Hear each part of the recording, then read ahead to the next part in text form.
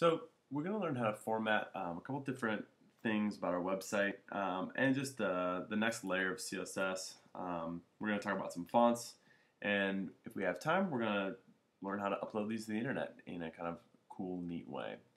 Okay, so you should have had this download, this format website you can get that on my website. And when you open it up, it should look like this. Okay, so that's a Johnny Cash page. It's kind of black and white right now. And we're going to be messing with this font here, and we're going to be messing with these 4 div containers. This one's got a video. This one's got a picture of him, right? Cool pictures. Okay, so let's dive in. I'm going to open this up with Sublime first off, and I'm going to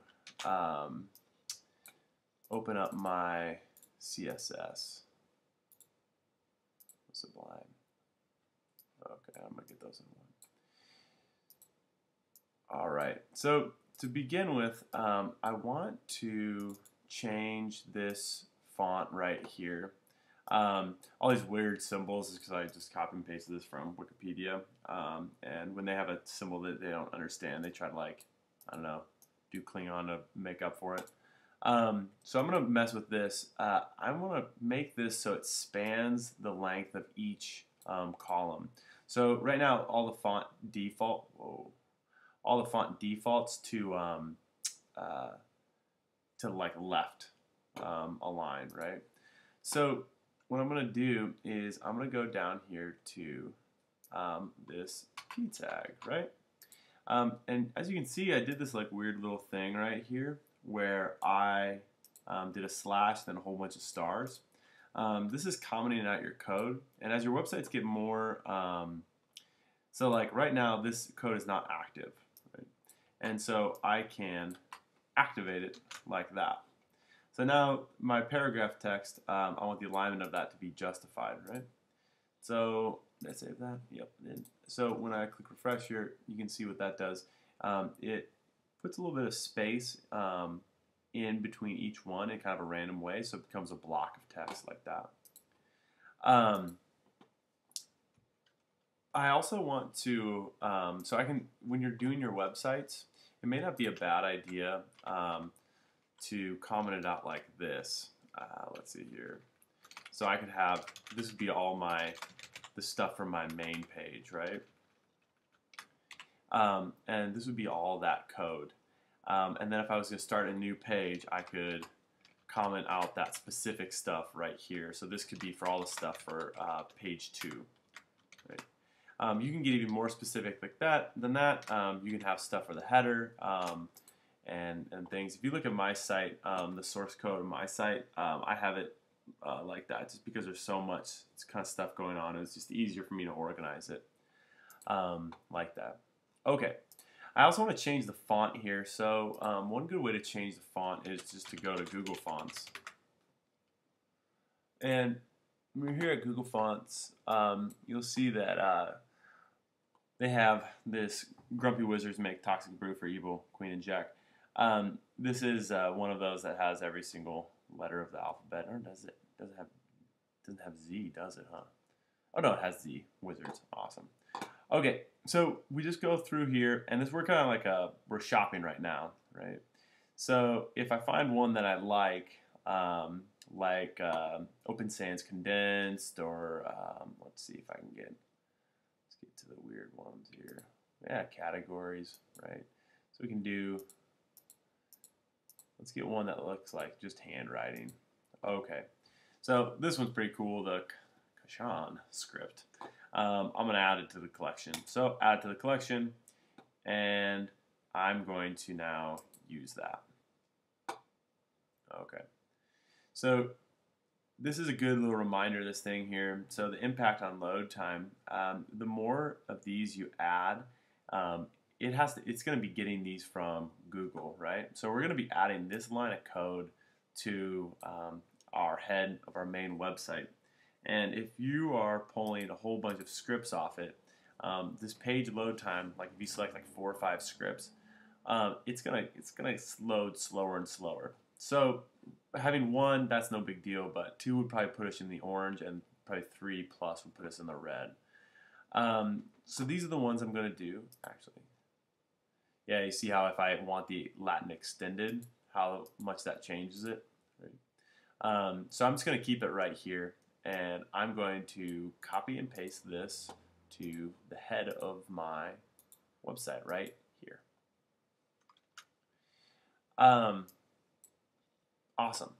So I got that going, and now I want to use that. So now I have a new font family that I can use in my website. So I'm going to copy this over, and I'm going to go in my main CSS. I'm going to go down to that P tag, and I'm going to make my font family be that. So let's refresh that, see how it works. Cool. Now we have a new font there. So one of the things that we're going to be doing in this chapter, this section, is we want to have different formats for our website. So one of the ways that we can do this is by putting things in div containers and just kind of gridding them out, right? So one of the classic things to do, right, is this is 4 across is how I have it right now. It's not the best because it's a little bit, I don't know, they're all like different sizes. So what I want to do, if you look at the div container, I just had them all float left, and I'm going to keep the float left going. Float left means that every single one here is trying to race towards this top left. And so this goes div container 1, 2, 3, and 4. If you look at the index, 1 is that movie, 2 is the text, 3 is a movie again, and 4 is pictures. And that's the way it lays out like this. So let's say that I want to have, let's say I want movies on the top and text and pictures on the bottom, right? So I could rearrange these. So I'm just going to take this and do this. So I want movies up here. Okay. Well, now my div IDs are going to make no sense, but whatever. You're smart. You can follow along. Okay. So my first, I'm going to try to make this, instead of 4 across, I'm going to make it a 2 by 2 kind of grid, right? So now when I reshuffle it, the last 2 should be the movies. Okay, so what I'm going to do is I'm going to change my div settings. Instead of having a width of 23, because if it's 23%, 23 times 4 is obviously less than 100, so all 4 of them can fit. If I change it to, so only 2 of them can fit at a time, so like something like 45%. Well, if I do 45%, that leaves me, because there's 2 of them, right? That leaves me 10% to work with in terms of margin. Right? So I want to have 2.5% then on each side. Okay. So here we have, it kind of rearranged it, right? And because the length of this, see, we went here, right? We went pictures first. Because the pictures are so big, they want to float to the left side and go all the way down here. This actually looks pretty good in terms of like kind of a format itself, like one big long one here. And then there's this one. Now I want there to be a break between these two, so this video over here will slide over here. So let's work on that right now. So one of the ways to fix it is I have these 2 images right here, and because they're so large, we can't get, they take up all the space, this vertical space, when they try to get to the top left of the screen, because they're left float. And then this one fills in, and these ones, instead of defaulting to go down here, they go to the next upmost left spot they can go to. So one of the ways we can do it is just change the images so they only take up 40% of the div container. And so let's see how that works, right? Not quite, right? So this works right here. I want these 2 to be side by side though, so I think I have to take it down just a little bit more than that. See if 35% will work. Let's try this. Is that my issue? Oh, there we go. So I can make them a little bit bigger here. You gotta turn that float so they break and go side by side.